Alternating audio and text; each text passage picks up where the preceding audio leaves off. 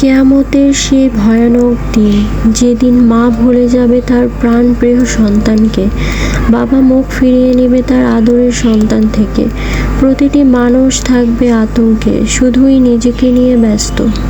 কিন্তু সেই দিনও একজন আছেন যার হৃদয়ে থাকবে আপনি, আমি, আমরা সবাই। তিনি আমাদের প্রিয় নবী হযরত মুহাম্মদ সাল্লাল্লাহু আলাইহি ওয়াসাল্লাম।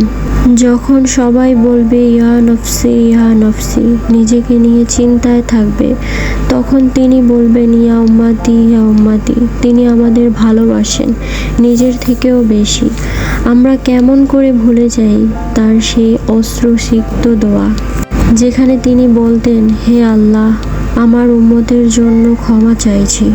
চলুন প্রিয় নবীর সেই ভালোবাসার মর্যাদা দিই, সালাত আদায় করি, তার সুন্নাতকে আঁকড়ে ধরি, আর দুনিয়ার এমন জীবন গড়ে তুলি যাতে কিয়ামতের দিন তিনি আমাদের চিনে নেন, ভালোবাসায় ডেকে নেন জান্নাতের পথে। মহান আল্লাহ তাআলা আমাদের সকলকে প্রিয় নবীর উম্মত হিসেবে কবুল করুন আর তার শাফায়াতের ছায়া দান করুন। আমিন। সময় খুবই দ্রুত চলে যাচ্ছে, আর আমরা বুঝতেই পারছি না আমাদের দুনিয়ার সফরটা কোন মোড়ে এসে দাঁড়িয়েছে। রাসূল সাল্লাল্লাহু আলাইহি ওয়াসাল্লাম বলেছেন, 5টি জিনিসের আগে 5টিকে গনিমত করো।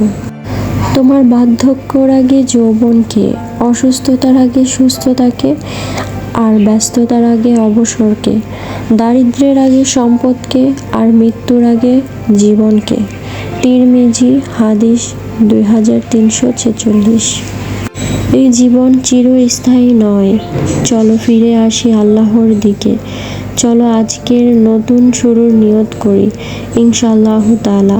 আল্লাহ যেন আমাদের সময়ের মূল্য বুঝতে, তাওবা করে নেক আমল করার তৌফিক দান করেন।